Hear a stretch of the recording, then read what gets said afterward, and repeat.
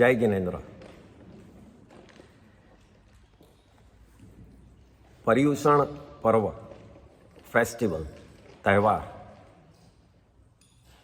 આજે છેલ્લો દિવસ છે. જૈન રિલિજન, જૈન ધર્મનો કોઈ પણ ફેસ્ટિવલ હોય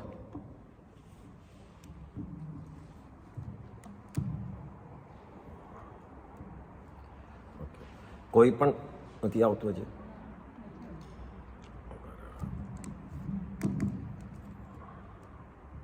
પડી જ જાય છે. કોઈ પણ ફેસ્ટિવલ હોય તેમાં ઉજવવાનું કઈ રીતે? તો જે રોજની એક્ટિવિટીઝ રૂટીન હોય એમાંથી નીકળી જવું એ ફેસ્ટિવલ ઉજવવાની વાત છે. બીજા બધા રિલિજનમાં ઉજવવા માટે રોજ કરતાં વધારે કંઈ કરો. જૈન ધર્મમાં રોજ આપણે શેના માટે કરીએ છીએ? તો આપણા શરીર માટે, આપણી ડે ટુ ડે લાઈફ માટે. માંડ કલાક બી આપણે આપણા માટે કાઢતા હોઈશું, આપણા આત્મા માટે. તો જ્યારે ફેસ્ટિવલ આવે, જ્યારે પર્વ આવે, ત્યારે લાઈફની બધી ચીજો છોડી અને પોતાના માટે કરવાનું એ જૈન રિલિજનનો ફેસ્ટિવલ. પર્યુષણ પર્વ હોય, આંબિલની હોળી હોય, મોટી તિથિઓ હોય, આ બધામાં જ પોતાનું જોવું, પોતે એટલે કોણ એ યાદ કરવું કે મારો આત્મા એ જ હું છું. તો એ રીતે ફેસ્ટિવલ ઉજવાય છે. સંવત્સરી,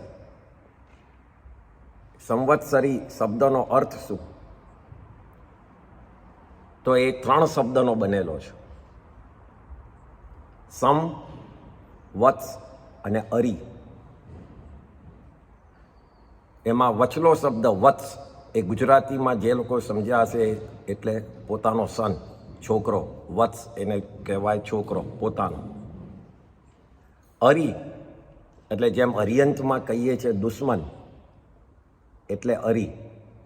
એટલે વત્સ અને અરી એ બંનેને સમ એટલે સરખા માનવા એટલે સંવત્સરી. જ્યાં કોઈ ભેદભાવ નહીં, પોતાનું હોય કે બીજો હોય, જ્યાં પોતાનો સન હોય કે દુશ્મન હોય, બંનેને સરખા માનવા એટલે સંવત્સરી. આ એનો રિયલ મિનિંગ છે. 49મા દિવસે આવે છે ચોમાસું બેઠા પછી. આ પહેલો દિવસ છે માફી માંગવાનો? ના, આ છેલ્લો દિવસ છે. પહેલો દિવસ તો માફી માંગવાનો છે જે દિવસે ભૂલ કરી હોય એ જ. જો એ દિવસે પગ ન ઉપડે તો 15 દિવસે 14 કે પાકી આવે ત્યારે માંગો. કે 15 દિવસમાં જો થોડા ઢીલા પડી આવ્યો તો હજી પણ પગ નથી ઉપડતો તો ચોમાસી પાકી, જે મોટી પાકી છે, 4 મહિને આવે છે, ચોમાસીની 14 કે પાકી, એ દિવસે માંગો. 4 મહિનામાં તો માઇન્ડ થોડું કૂલ થયું હશે. એ દિવસે પણ નથી, હજી યાદ રહી ગયું છે શું થયેલું, કોઈની જોડે ઝઘડો. તો એના પછી 365 દિવસમાં એક છેલ્લો દિવસ આવે છે કે તમે તમારી ભૂલો એક્સેપ્ટ કરો અને માફી માંગો. એ સંવત્સરીનો દિવસ, આ છેલ્લો દિવસ છે માફી માંગવાનો. જો આ દિવસે પણ ચૂકી ગયા તો પોસિબલ છે કે આપણે જે ટ્રુ ફેથમાં, સમ્યક દર્શનમાં, સમજો કે આપણે આવી જતા તો સમ્યક દર્શન હોમાઈ જાય, જતું રહે, અને આપણે મિથ્યા દર્શનમાં જવાનો ડર છે. કારણ કે તમને વિશ્વાસ નથી ભગવાનનો દેશનામાં કે ક્ષમા કેટલું ઇમ્પોર્ટન્ટ છે. અને કસાયોના હિસાબે આપણે માફી માંગી નથી શકતા. હજી પણ કસાયો રહી ગયા છે અંદર, ક્રોધ, માન, માયા, લોભ, કે જેના હિસાબે મારો પગ ઉપડતો નથી.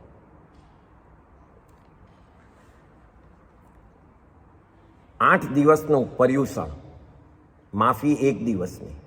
કેમ એમ? માફી માંગવી એટલી ઇઝી નથી. તમને એટમોસ્ફિયર જોઈએ. એટમોસ્ફિયર મળે તો માઇન્ડ ઢીલું પડે. ધર્મનું એટમોસ્ફિયર, સાંભળવાનું એટમોસ્ફિયર, તપનું એટમોસ્ફિયર બીજા કરતા હોય એને જોઈને કરવાનું મન થાય.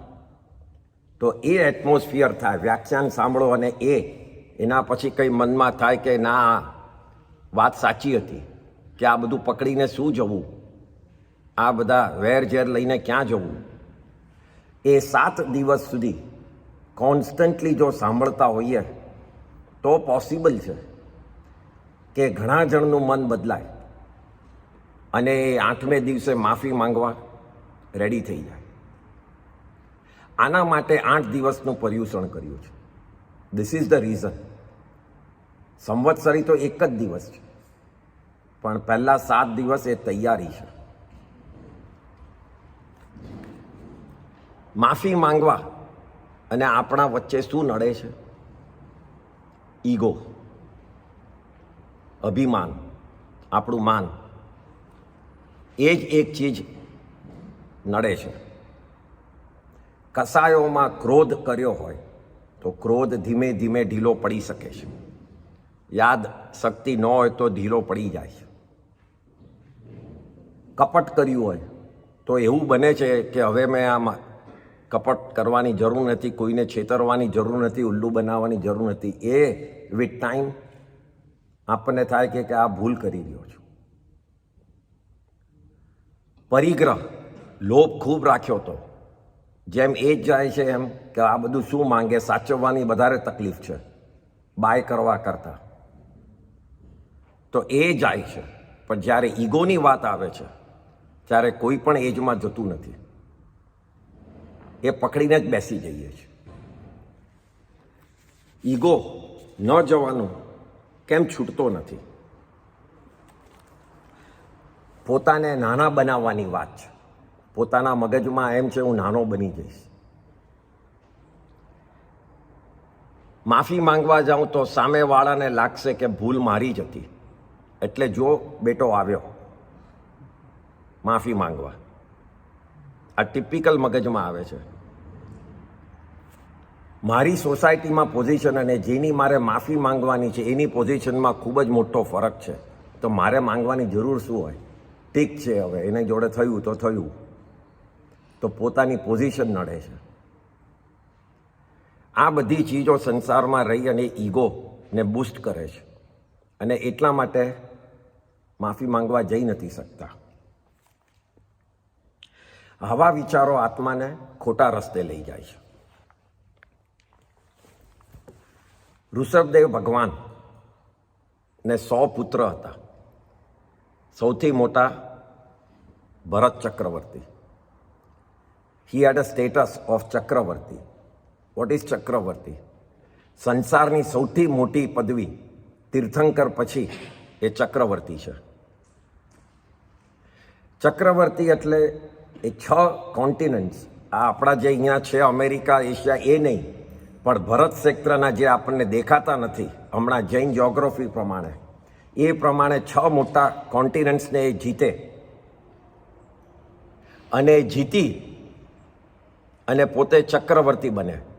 એટલે બધા જ રાજાઓ એમના હાથ નીચે આવે. તો એક વ્યવહાર છે. જ્યારે એ બધા જ ખંડ જીતે ત્યારે એક શાશ્વત માઉન્ટેન છે, વૈતાડ્ય પર્વત કરીને. આ પણ જૈન જ્યોગ્રાફીમાં બતાડે છે. એક માઉન્ટેન છે જે કાયમ ટકેલો છે, એ નાશ નથી પામવાનો. તો આ વૈતાડ્ય પર્વત ઉપર એક શિલા છે, એક મોટું પથ્થર છે. તો જેટલા ચક્રવર્તી જીતે તો એ વ્યવહાર છે કે છેલ્લે ત્યાં જઈ અને પોતાનું નામ લખે. તો ભરત ચક્રવર્તી એ પણ છેલ્લે જીતી અને આ વૈતાડ્ય પર્વત એ શિલા પાસે આવ્યા નામ લખવા. તો જેવું નામ લખવા જાય તો જોયું કે શિલા ઉપર કોઈ જગા જ નથી. કેટલાય ચક્રવર્તીઓ પહેલાં આવી અને નામ લખીને ગયા છે. નામ ક્યાં લખું? તો વિચાર આવ્યો એક બીજો પથ્થર લઈને કે આ એક નામ ભૂસીને મારું લખું. તો નામ ભૂસ્યુંને લખવા ગયા ત્યાં એમને વિચાર આવ્યો કે આ શું કરું છું? આજે મેં આનું નામ ભૂસ્યું, કાલે કોઈ મારું નામ ભૂસી કાઢશે અને ત્યાં બીજો કોઈ ચક્રવર્તી લખી કાઢશે. તો જે ચક્રવર્તી બનવાનો જે એમને ઈગો અહંકાર હતો એ આખો નાશ પામ્યો. વિચાર આવ્યો કે જ્યાં નામ છે ત્યાં જ નાશ છે, અને જ્યાં નાશ થાય છે એ નામનો જ થાય છે, મારો નાશ નથી થતો. તો આ માનને પકડીને હું ક્યાં સુધી બેઠો રહું? ઈગો આપણો is connected with wealth, power, position. નામ આપણું બજારમાં કેવું છે, સ્ટેટસ કેવું છે, એની જોડે ઈગો કનેક્ટેડ છે. જે મિનિટે આ બધું ગયું તે નિમિત્તે કોઈ યાદે નહીં રાખે તમે કોણ હતા. આપણા જ બજારમાં જોઈએ તો 2 જનરેશન પહેલાં જે બધા મોટા ટ્રેડર્સ બની ગયા, આજના નવા જનરેશનને કેટલા નામ યાદ હશે? એમાંથી એકે નામ યાદ નહીં હોય કે આ કઈ પેઢી હતી કે કયા કંપની હતી. નામ રહેતું જ નથી. ઋષભદેવ ભગવાનના બીજા સન આ બધા જ એક્ઝામ્પલ થઈ ગયા છે, જાણે કે આપણને શીખવાડવા જ માટે. બીજા સનનું નામ બાહુબલજી, બધાએ સાંભળ્યું હશે. બાહુબલજી પછી બીજા 98 સન હતા, પુત્રો હતા ઋષભદેવ ભગવાનના. એ 98એ ભગવાન પાસે દીક્ષા લઈ લીધેલી. બાહુબલજી એના પછી દીક્ષા લીધી, સંસાર છોડ્યો. ઘોર તપ કરતા હતા ખૂબ જ, પણ મનમાં એક ચીજ હતી. દીક્ષાનો એક વ્યવહાર છે, દીક્ષામાં ઉંમરથી મોટું નથી ગણાતું. જે દીક્ષા પહેલી લે એ મોટું ગણાય છે, ઇરરિસ્પેક્ટિવ ઓફ એજ. એટલે જે પછીથી લે એણે પહેલાં જે લીધી હોય એને પગે લાગવું પડે, એ મોટા કહેવાય. તો બાહુબળજી ઘોર તપ કરે, પણ મનમાં રહી ગયેલું કે હું મારા નાના 98 બ્રધર્સને, ભાઈઓને પગે તો ન જ લાગું, એ મારાથી નાના છે, હું મોટો ભાઈ.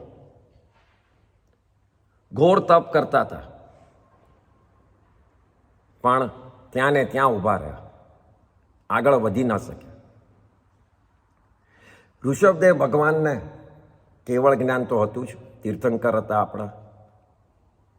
તો જોયું કે હવે બાહુબળજીનો સમય પાકી ગયો છે, એટલે એમને એમની 2 પુત્રી હતી ભગવાનની, બ્રાહ્મી અને સુંદરી. એ બેઉને બાહુબળજી પાસે મોકલ્યા સમજાવવા.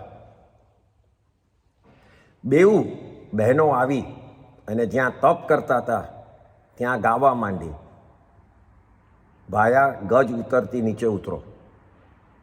ગજ મીન્સ હાથી. બાહુબળજીના કાને આ શબ્દ પડ્યા અને કે આ કોણ બોલે છે, શું બોલે છે?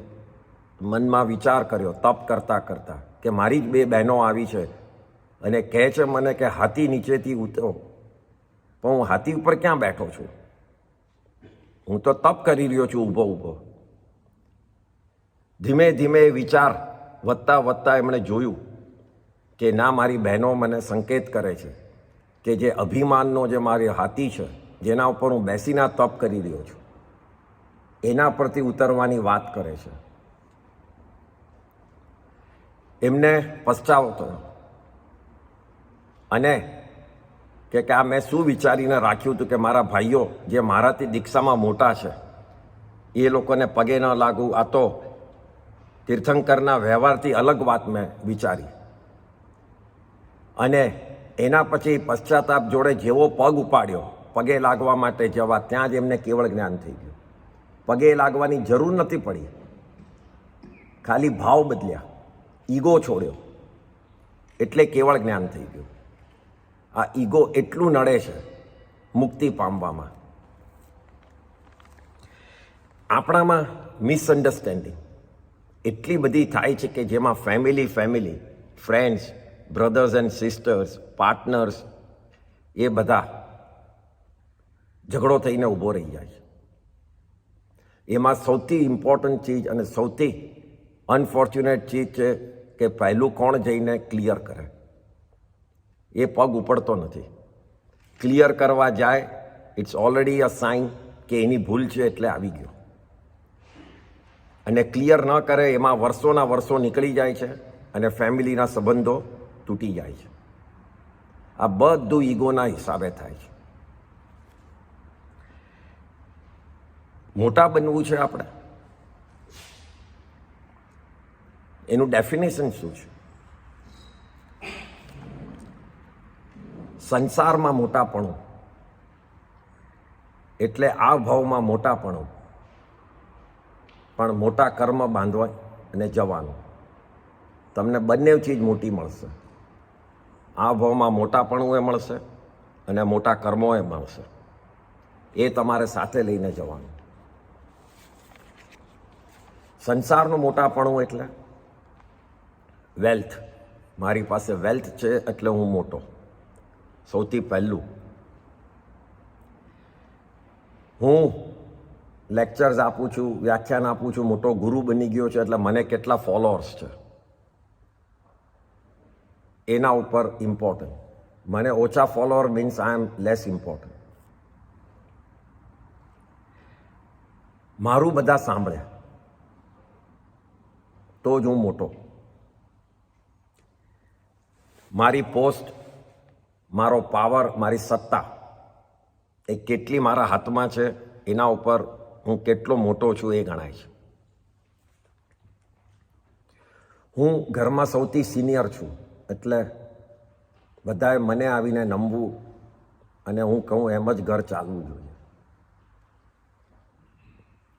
ચેરિટી કરું વિથ ધ કન્ડિશન કે નામનું બોર્ડ આટલું મોટું તો જોઈશે જ. મારે ત્યાં પાર્ટી હોય તો અમુક લેવલથી નીચે તો થાય જ નહીં તો મારું નામ ખરાબ થાય. લોકોને શું લાગે કે આમને કંઈ કર્યું જ નથી. આ બધું સંસારના મોટાપણું છે જેમાં મોટા કર્મ લઈને સાથે જઈશું. જે કર્યું છે બધું જ રહી જશે. આપણે શું કરવાનું છે? આત્માને મોટો કરવાનો છે. એને જ સાચું મોટાપણું કહેવાય. એમાં કદાચ બની શકે કે તમને લોકો અહીંયા વીક સમજે, કોઈ તમને માન ન આપે, પણ એક ચીજ ગેરંટી છે કે આત્મા ઉપર ધ્યાન રાખશો તો આત્માને સ્ટ્રોંગ કરીને લઈ જશો. એ પાક્કું છે. ભલે અહીંયા તમને કોઈ માન આપે કે નહીં. કયું કરવું છે મારે એ દરેક જણે પોતાના માટે નક્કી કરવાનું છે.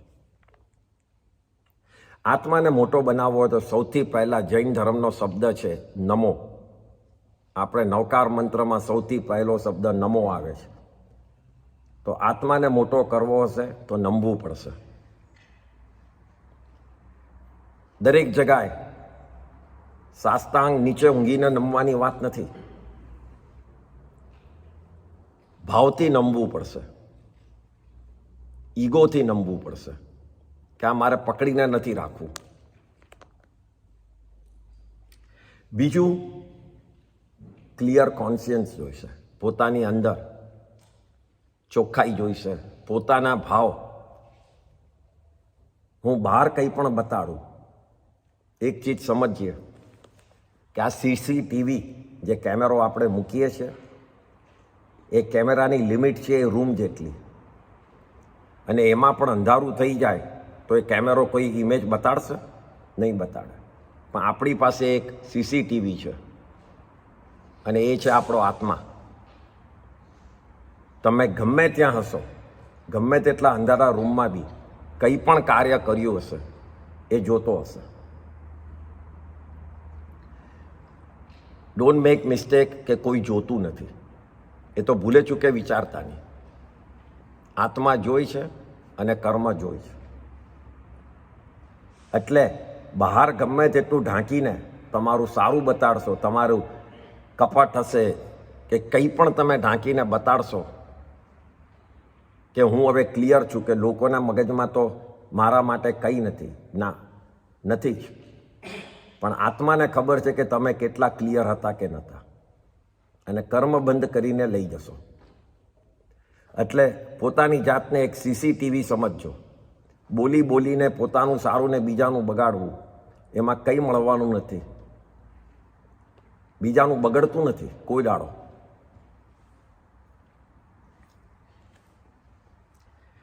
આપણે જ્યારે બી ઓલ્ડ એજ આવે, જવાનો સમય આવે, ત્યારે ઘણા જણને જોઈએ છે કે જૂના લોકોને બોલાવીને માફી માંગે છે કે ભાઈ તારી જોડે આ ઝઘડો થયો હતો તો મને માફ કરજે.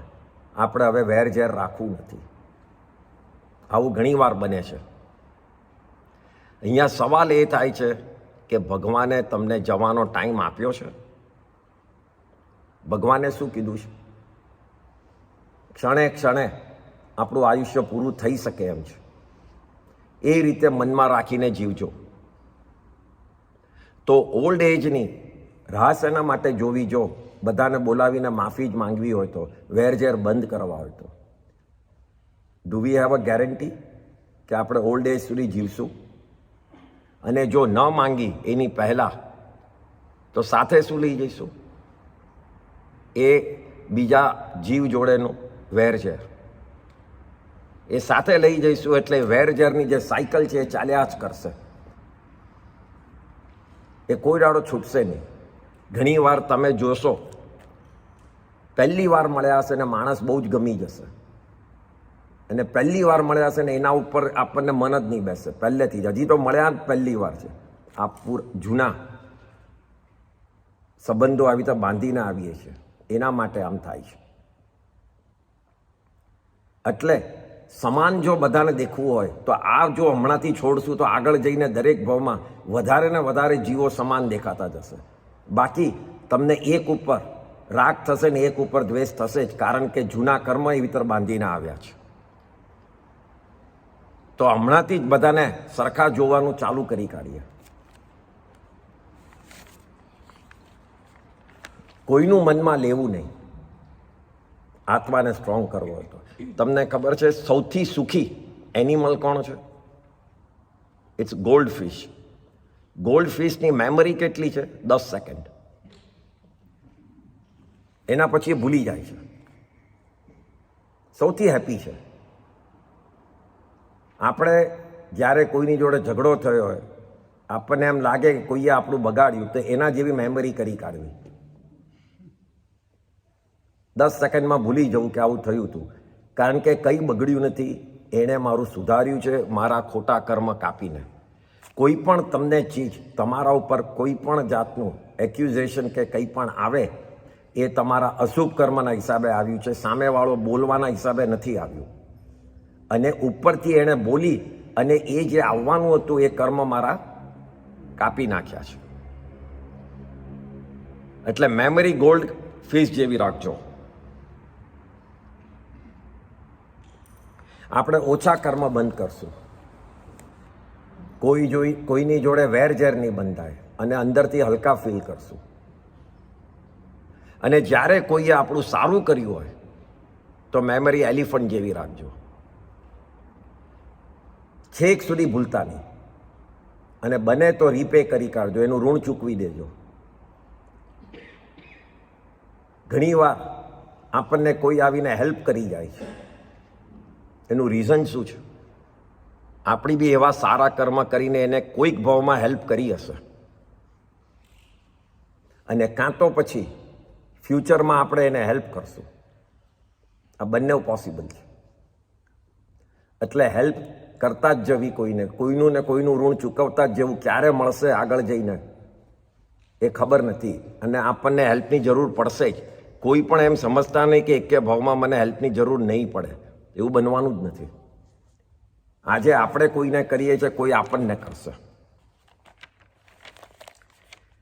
આત્માને મોટો બનાવવો હોય તો વિનય રાખજો. વિનય જે દર વખતે આપણે શબ્દ બોલે છે doesn't mean only humility, only humbleness. કોઈ પણ સિચ્યુએશનમાં માઇન્ડને સ્ટેબલ રાખવું એ એક વિનય છે. એટલે સામેવાળાનું નહીં, પોતાના ઉપર બી કોઈ સમજો કે ફાઇનાન્શિયલ ડિફિકલ્ટી આવી, ફેમિલીની ડિફિકલ્ટી આવી, તો એ માઇન્ડને સ્ટેબલ રાખવું એક વિનય છે. કારણ કે રાગ અને દ્વેષથી દૂર રહેવું એક વિનય છે. એટલે દર વખતે જૈન ધર્મમાં વિનયના શબ્દ ઉપર જ વધારે ભાર મૂક્યું છે. બેઝિકલી મેઇન વિનય રાખવાનો છે બોલવાનો. તમે મનથી તમારા માટે હું કંઈ પણ વિચારું, તમને ખબર પડવાની છે ના.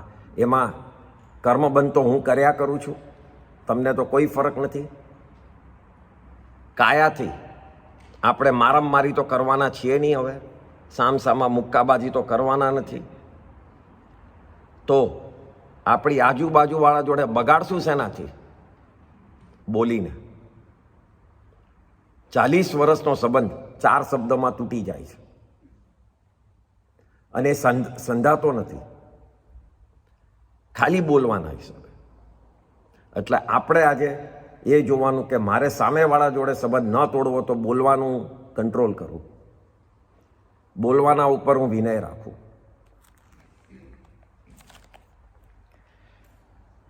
આપણે રાઈટ નોલેજ લઈને આવ્યા છે અને રાઈટ નોલેજમાં રહેવાનું છે.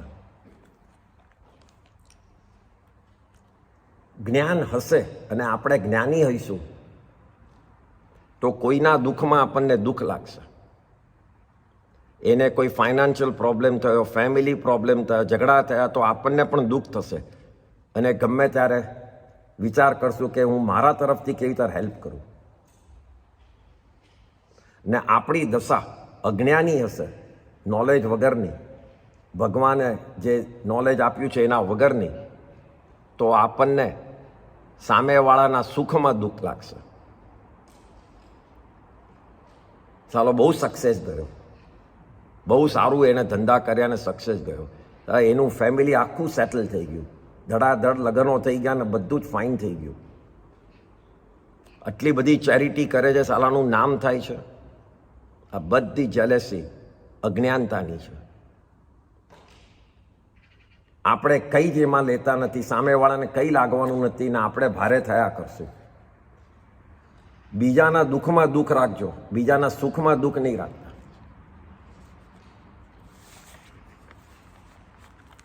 આપણે આ ભાવમાં 2 ચીજ કરવાની છે. ધર્મક્રિયા કરવાની છે, સંયમ પાળવાનું છે, ધર્મના લાઈન ઉપર જેટલું બને એટલું આગળ જવાનું છે અને એના માટે શરીરને સાચવવાનું છે. જૈન ધર્મ કહેતા નથી કે શરીરને નહીં સાચવો, એબ્સોલ્યુટલી નોટ. એ રેકગ્નાઇઝ કરે છે કે આ આત્માને મોક્ષના દરવાજા સુધી પહોંચાડશે કોણ? આ શરીર જ. નથી દેવનું શરીર, નથી તિર્યંશનું કે નથી નારકીનું શરીર પહોંચાડશે. આપણને જે મળ્યું છે આ હ્યુમનનું શરીર એ જ પહોંચાડશે.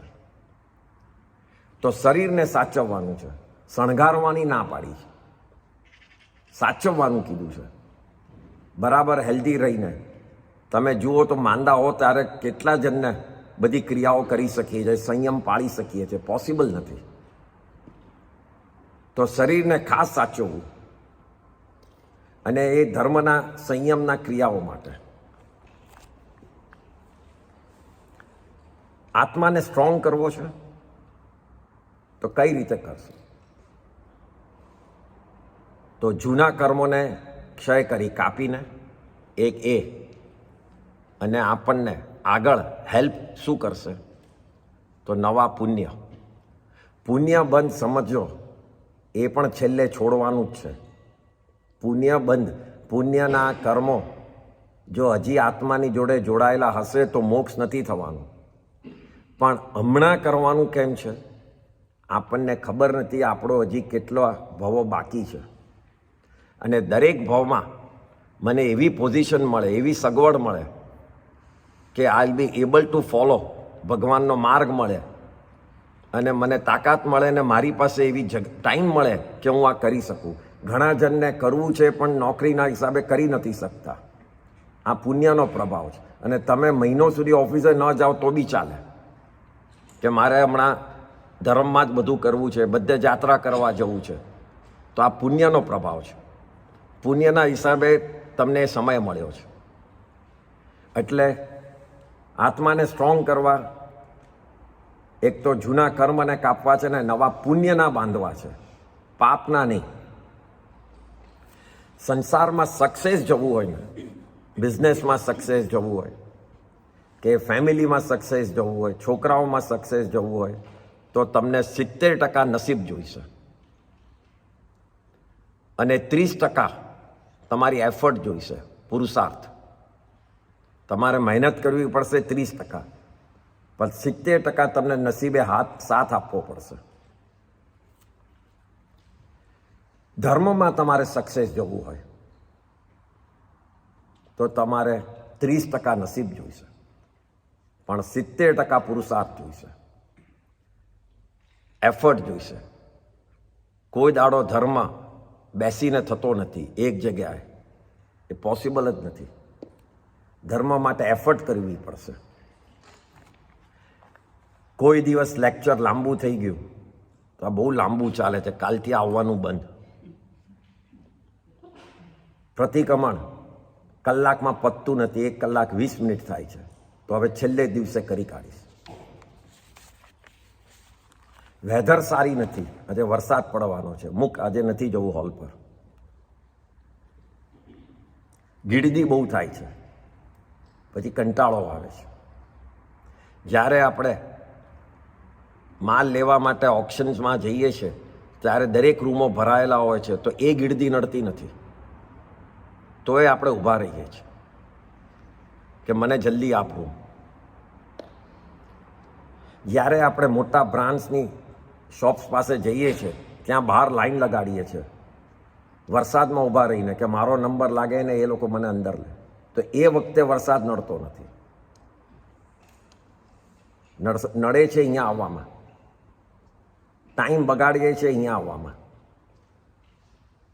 આપણો લાઈફ સ્પેન ખાલી 80 થી 100 વર્ષનો છે, વધારે નથી.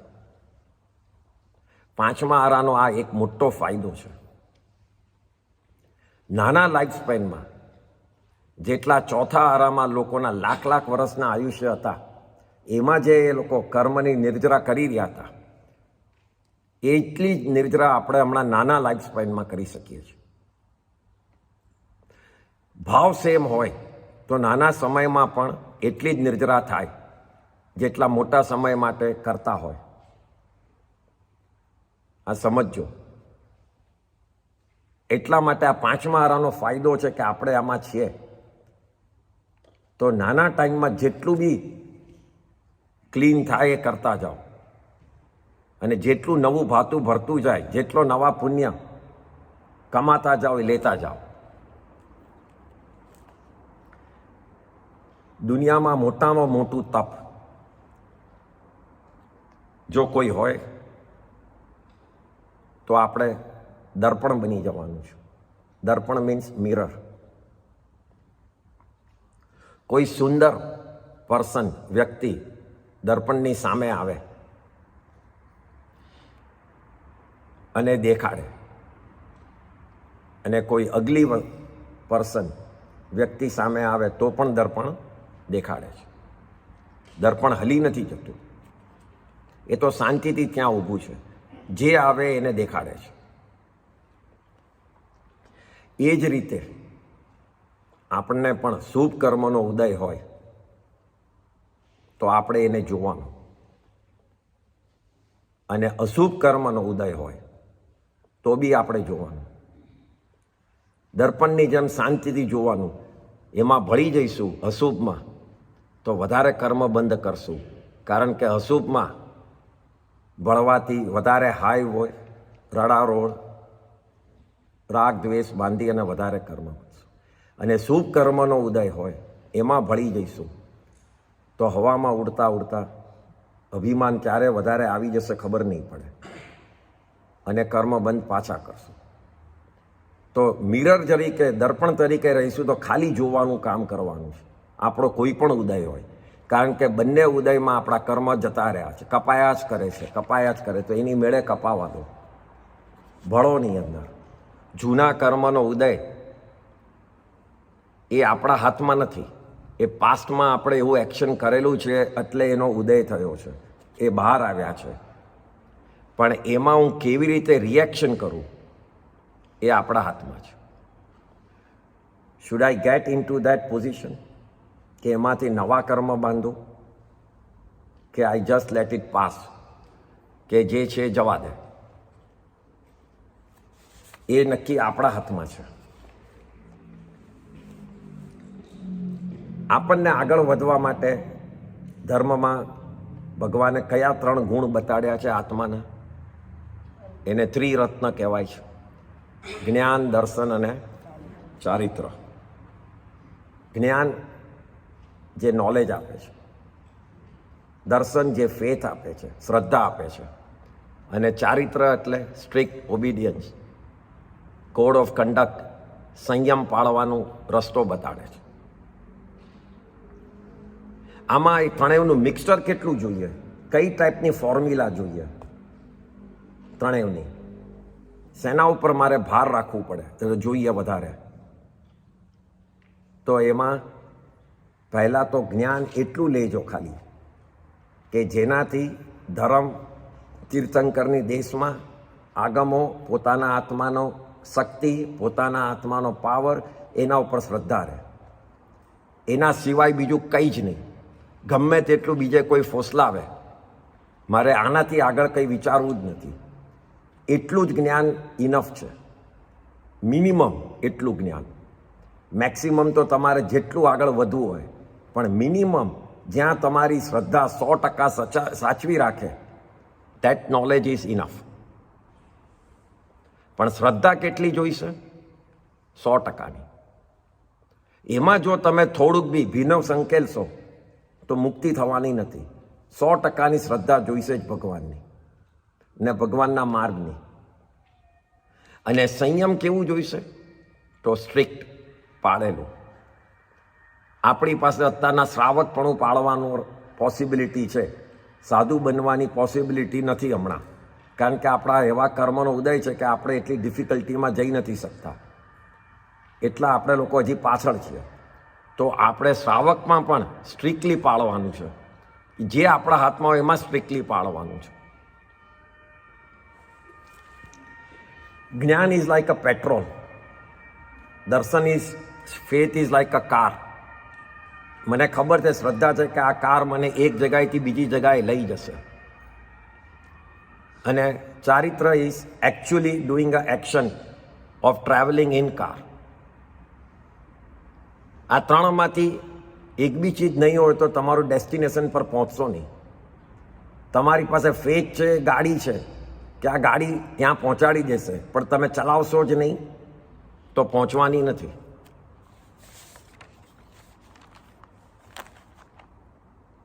એક આંધળો અને એક લંગડો, 2 જણા જઈ રહ્યા હતા. એક જંગલમાંથી પાસ થવાનું આવ્યું. ત્યાં જોરદાર આગ લાગી. આગ લાગી, આંધળાને સ્મેલ આવ્યું, તરત જ ઊભો થઈને દોડવા માંડ્યો. હતો આંધળો, ક્યાં દોડવું એને ખબર નથી. રસ્તો કયો લેવો એ પણ એ ખબર નથી. એને વિશ્વાસ નહોતો કે હું સાચા રસ્તે જઈ રહ્યો છું કે નહીં. આમ તેમ દોડતો ગયો, હાંફળો ફાફળો થઈને. અને જે લંગડો હતો, એ જે ઝાડ નીચે બેઠો હતો, એને દૂર રસ્તો દેખાતો હતો. અને એને પાક્કું હતું કે આ રસ્તો જંગલની બહાર લઈ જશે. પણ એ દોડી ન શક્યો, લંગડો હતો. આગ વધવા માંડી અને બંને જણ અનફોર્ચ્યુનેટલી બળી ગયા. બચી કેવી તર શક્યા હોત? તો લંગડો આંધળાના ખભા ઉપર બેસી ગયો હોત તો એક પાસે જ્ઞાન હતું રસ્તાનું, અને એને પાક્કું ખબર હતું, શ્રદ્ધા હતી કે આ રસ્તો બહાર લઈ જશે. અને બીજા પાસે હતો સંયમનો માર્ગ. એ દોડી શકતો હતો, ચાલી શકતો હતો. તો એ આગળ ગયો હોત તો બંને જણ બચી ગયા હોત. એકલું જ્ઞાન લઈને બેસશો તો કંઈ થવાનું નથી, અને એકલી ક્રિયા કર્યા કરશો તો ગોળ ગોળ ફર્યા કરશો, અને આપણને મનમાં લાગશે કે મેં કંઈ કરી કાઢ્યું, પણ કંઈ ફાયદો નથી. જ્યાં સુધી સાચું જ્ઞાન લઈ અને શ્રદ્ધા સાચી નહીં રાખો અને એ ત્રણેયનો ભેળ નહીં થાય, જ્ઞાન, દર્શન ને ચારિત્ર, આપણે એક ફૂલ માણસ બની જવાનું છે, આંધળા અને લંગડાની જેમ. આખો એક માણસ બનો તો જ બચશું. જુદી જુદી ક્રિયાઓ કરશું તો કંઈ બચશું નહીં. આજનો દિવસ સાચા ભાવ અને શ્રદ્ધા જોડે મારા આત્માના જ માટે હું કરી રહ્યો છું એમ સમજીને પગ ઉપાડજો.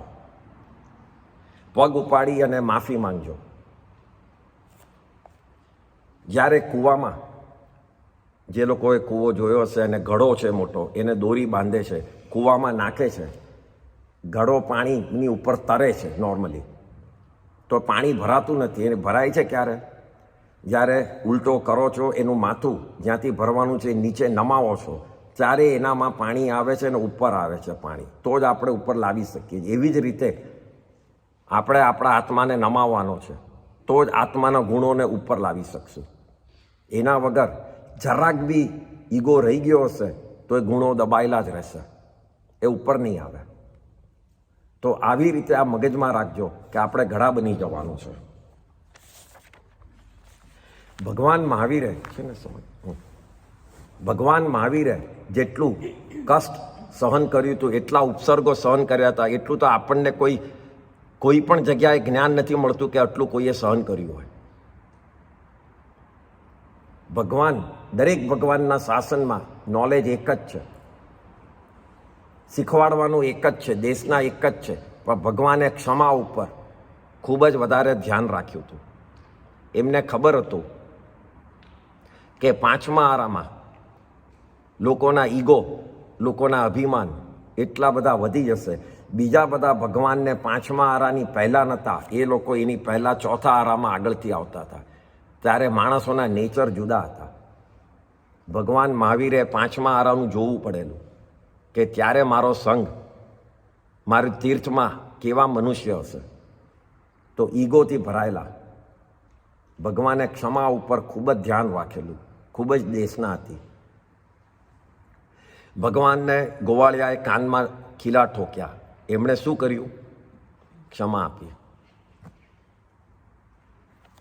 ભગવાનને સંગમ દેવે, જેણે ઇન્દ્રના સભામાં સાંભળેલું કે આ તીર્થંકર જે આ છે નીચે જે તપ કરી રહ્યા છે, એ વખતે તો તીર્થંકર હતા નહીં, હજી તો તપ કરતા હતા, એમના ખૂબ વખાણ સાંભળ્યા કે આ ખૂબ જ ક્ષમાશીલતા રાખે એવા છે. તો ત્યાં જઈને સંગમ દેવે શું કર્યું? ખૂબ જ ભગવાનને હેરાન કર્યા. ભગવાને શું રિએક્શન આપ્યું? એક આંખમાંથી આંસુ પાડ્યું. નોટ બિકોઝ એમને પેઇન થતું હતું, એમને જોયું કે આ સંગમ દેવને શું થશે, એને કેવા કર્મ બાંધ્યા છે કે એની હાલત શું થશે. પોતે કઈ રિએક્શન નહીં, ક્ષમા જ, પણ ઉપરથી જેણે બગાડ્યું એનું એમને દુઃખ હતું કે આનું શું થશે હવે.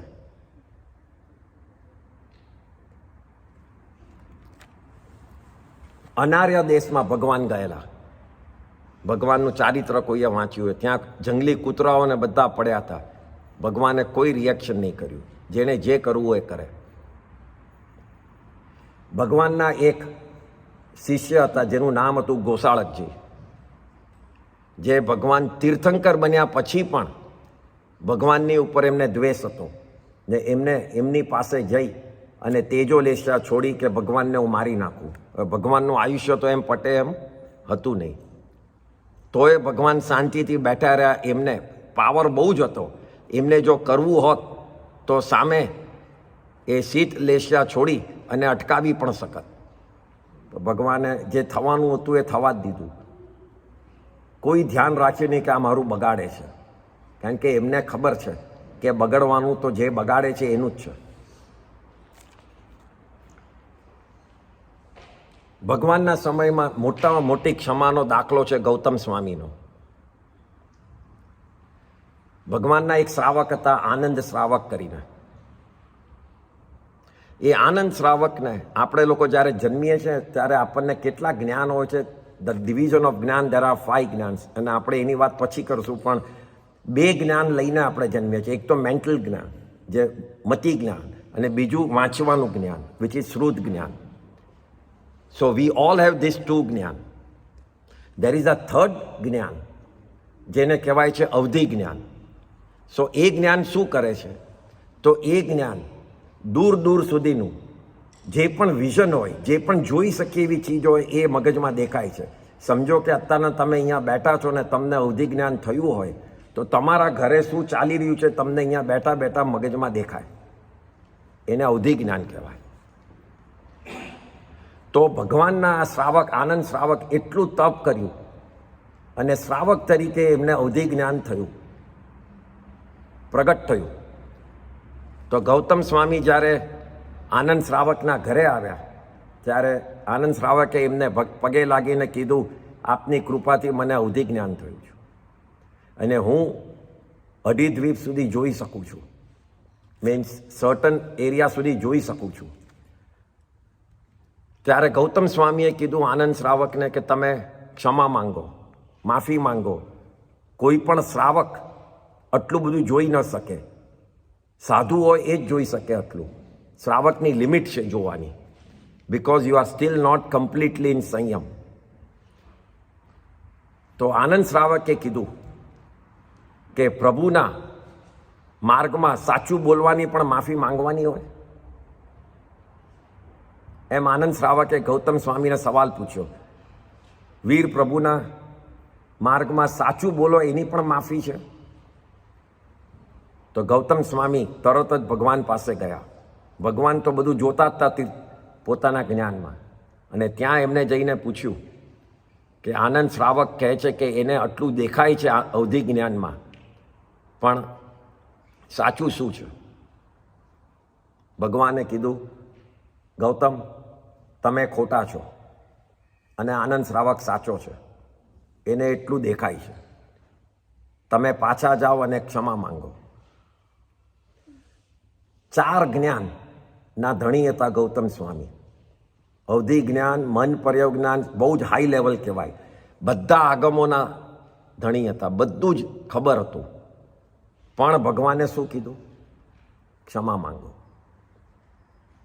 શ્રાવક ગૌતમ સ્વામીથી ઘણો નીચા સ્ટેટસ કહેવાય, તો બી ભગવાને શું કીધું? જઈને ક્ષમા માંગો. ભગવાનની આ જ વાત છે, ક્ષમા માંગવાની. જો આપણે ધર્મને પામવો હોય તો ભગવાનને માનજો, પણ જો આપણને મુક્તિને પામવી હોય તો ભગવાનની દેશનાને માનજો. આ બેમાં ફરક છે. ભગવાનને માનું, હું પૂજા રોજ કરું, પણ ભગવાને શું કીધું છે એના ઉપર હું ધ્યાન ન રાખું તો મુક્તિ નથી થવાની. ખાલી ભગવાનને માનવાનો અર્થ નથી, એમની દેશનાને માનવાનું છે. આ જ દેશના જે અનંતા ભગવાનો, અનંતા કેવળ જ્ઞાનીઓ કહી ગયા છે, એટલે એમણે કંઈ નવું નથી કીધું, પણ જે લોકોએ એ માન્યું એ મુક્તિ પામ્યા. અને જે ખાલી ભગવાનને માનવા સુધીમાં રહી ગયા પણ એમને શું કીધું છે માનતા નથી, તો કંઈ થવાનું નથી. જે ભગવાન બનાવવાવાળા છે એમની આપણે રોજ પૂજા કરીએ છીએ, અને જે ભગવાન બનવાવાળા છે એનું ધ્યાન નહીં રાખીએ તો બનાવવાવાળા બી શું કરશે? બનવાવાળા કોણ છે? આપણે, આપણો આત્મા. એ શું છે? તો એક ભગવાન છે. આપણો આત્મા કાં તો સામાન્ય કેવળી છે, ક્યાં તો તીર્થંકર છે, કંઈ જ ખબર નથી શું બનવાના છે. પણ જો બધાની શ્રદ્ધા હોય તો મુક્તિ તો પામવાના જ છે. એટલે બનવાવાળા આપણે છીએ, અને બનાવવાવાળા છે જે રસ્તો બતાડીને લઈ ગયા છે એ છે. જો આપણે એમનું પૂજા કર્યા કરીએ અને આપણું પોતાનું કર્મથી, કસાયોથી દૂર થઈ અને સાચવશું નહીં તો બનવાવાળો અહીંયા જ ફર્યા કરશે, એ આગળ વધશે નહીં. તો એ રીતે બધાએ પોતાના આત્માનું ધ્યાન રાખવાનું છે અને ચાલુ કરવાનું છે આજના દિવસથી ક્ષમા માંગીને. બહુ જ નાની ચેન્જ લાઈફમાં કરવાની છે. Because I have heard from many young people કે કંઈ પણ મોટું કરવાનું હોય, મોટી બાધા આવે તો they run away, which I can understand the reason કે એ લોકો લાઈફમાં છે, યાદ નથી રહેતું, કંટાળો આવે છે, there are many things. How do we start? એક સ્ટેપ કેવી રીતે આગળ લેવું, પ્રોગ્રેસ કેવી રીતે કરવો? તો how do we teach young families કે તમે કેવી રીતે આગળ વધો વિથ ધેમસેલ્ફ અને એમના છોકરાઓથી પણ. So there are small things we can change in our life which can help to move forward, અને એ લોકોના મગજમાં બી એ જતું જાય. So there are few points which I would like to say. Number 1, કે જ્યારે અંદર મળીએ ત્યારે એટલીસ્ટ ગ્રીટ કરવા, hello, how are you, good morning કરતાં પહેલાં જય જિનેન્દ્રથી ગ્રીટ કરીએ તો બહુ સારું છે. એમાં તમારી લાઈફ કંઈ બદલાતી નથી. Just a word with a ભાવ કહેવાનું છે, જય જિનેન્દ્ર. વોટ ઇઝ જય જિનેન્દ્ર? એક ભગવાનને પગે નથી લાગતા, એક તીર્થંકરને પગે નથી લાગતા, એક કેવડીને નથી લાગતા. અનંતા સિદ્ધ ભગવાનો અને જેટલા બી કેવડી ભગવાનો અને તીર્થંકરો આ પૃથ્વી પર છે બધાને એક સાથે પગે લાગીએ છીએ. દેટ ઇઝ જય જિનેન્દ્ર. જે જીન છે એટલે જે લોકો કર્મને કાપીને જીતી ગયા છે, વિતરાગ થઈ ગયા છે, એ લોકોને પગે લાગવાનો આ શબ્દ છે જય જિનેન્દ્ર. એટલો પાવરફુલ શબ્દ છે. તો અંદર જ્યારે મળીએ ત્યારે ગ્રીટ, પછી તમારે જે બી કેમ છો, કેમ નહીં, હાય, હાઉ આર યુ, વોટ્સઅપ, જે બી કહેવું એ કહો, પણ ધ ફર્સ્ટ શુડ બી જય જિનેન્દ્ર. સવાર ને સાંજ કોઈ માળા ગણવાનું કહેતો નથી, પણ 8 નવકાર ગણી અને રાતના ઊંઘોને 8 નવકાર ગણીને ખાલી ઉઠો. નવકાર મંત્ર એ મંગળ ચીજ છે. મંગળથી તમે ઊંઘશો, કોઈ વખત આયુષ્ય પૂરું થશે તો એવા ભાવથી જશો તો સારી ગતિ થશે, અને જાગશો અને મંગળથી તો દિવસ સારો જશે. એ ભાવથી ખાલી 8 ગણવાની વાત છે. એમાં બી તમારી લાઈફ કોઈની ચેન્જ નથી થતી. ત્રીજું છે કે આપણે 2 ઇન્દ્રિય, 3 ઇન્દ્રિય, 4 ઇન્દ્રિય જીવોને આપણે એકદમ જ હેલ્પ કરવાની છે. એ લોકોના આત્માને એ લોકોને જેમ જીવે છે, એટલે પ્લીઝ જોઈને ચાલો. નીચે જોયા વગર ચાલવામાં નુકસાન આપણું જ છે, અને કેટલાય જીવો નીચે કચડાઈ જાય છે. એમાં પણ કોઈની લાઈફ નથી ચેન્જ થવાની. તમને જે ચાલવું છે, જે ડિસ્ટન્સ છે, ચાલજો જ, કોઈ રોકતું નથી, પણ એટલીસ્ટ જોઈને ચાલો. વાતો કરતાં ઉપર જોઈને ચાલે એમ કરતાં એટલીસ્ટ નીચે જોઈને ચાલો.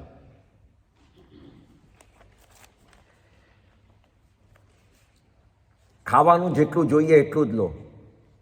ધ રીઝન ઇઝ જેટલું ઓછું લેશો એટલું ઘરમાં ઓછું બનશે, તો એટલો ઓછો આરામ થશે. ઇટ્સ નોટ અબાઉટ કે બનેલું છે ને તું ઓછું લે, પણ ઘરમાં જો તમે ઓછું જ લેતા હો તો બનવાનું ઓછું થાય થોડું, તો એટલું વધારે આરામ ઓછો થાય. એટલે જેટલું જોઈએ એટલું લો. નોબડી સેઇંગ કે નહીં ખાઓ.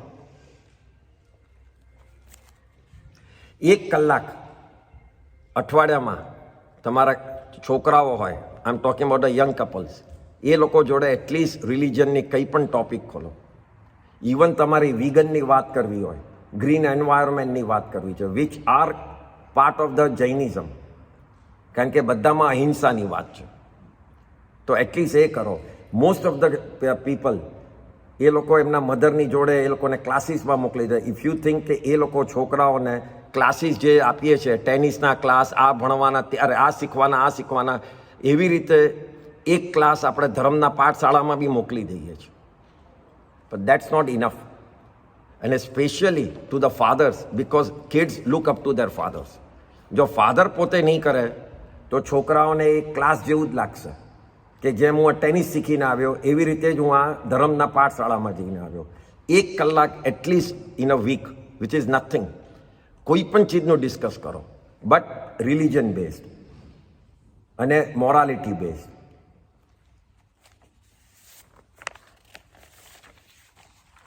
વધારે સૌથી ઇમ્પોર્ટન્ટ અગરની વાત ઇઝ કે જ્ઞાનના અસાધના ન થવી જોઈએ. તો બાથરૂમમાં કોઈ પણ ચોપડી કે કંઈ પણ લીધા વગર જાઓ, એમાં જ્ઞાનની ખૂબ અસાધના થાય છે. અને એ અસાધના થાય છે એમાં આપણને જ્ઞાન ચડતું નથી. બીજાને કોઈને દોષ નથી, બીજા કોઈને પ્રોબ્લેમ નથી, આપણને જ્ઞાન નથી ચડતું, કારણ કે આપણે જ્ઞાનની અસાધના કરી છે. આ રીતે આત્માને આપણે નવા વર્ષમાં લઈ જવાનું છે. નવું વર્ષ કેમ કહું છું કે જૂના વર્ષની ભૂલો એની ક્ષમા આપી અને ક્ષમા માંગી અને નવા વર્ષમાં લઈ જવાનું છે.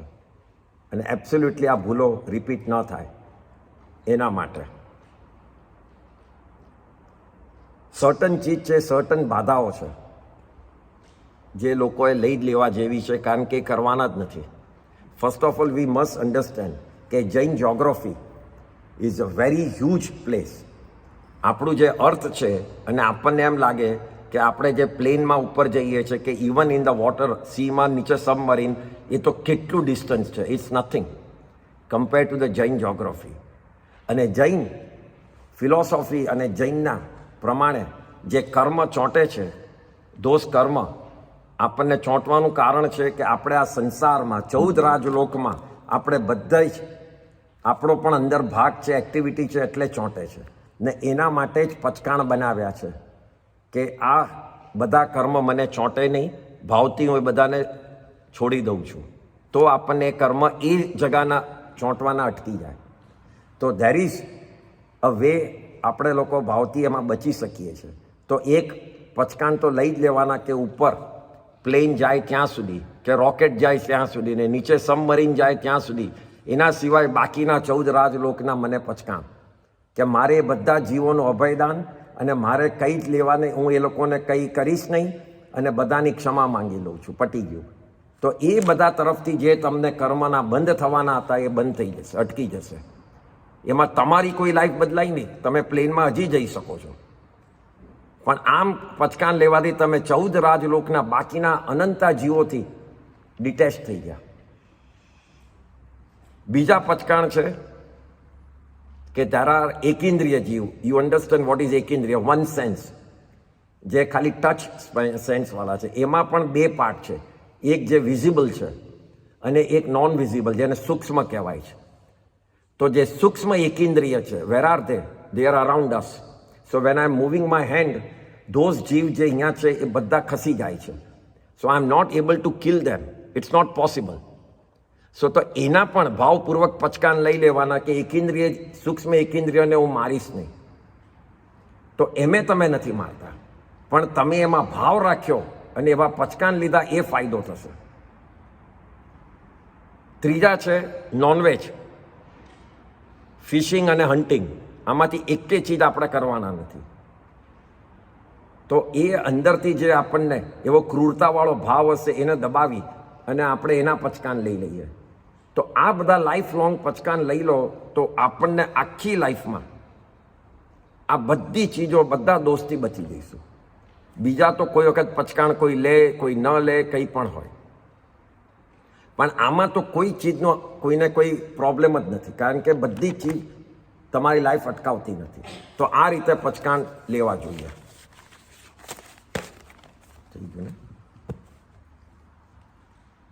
ઓકે, જય જિનેન્દ્ર. હવે આપણે કોઈને પચકાણ લેવાના છે.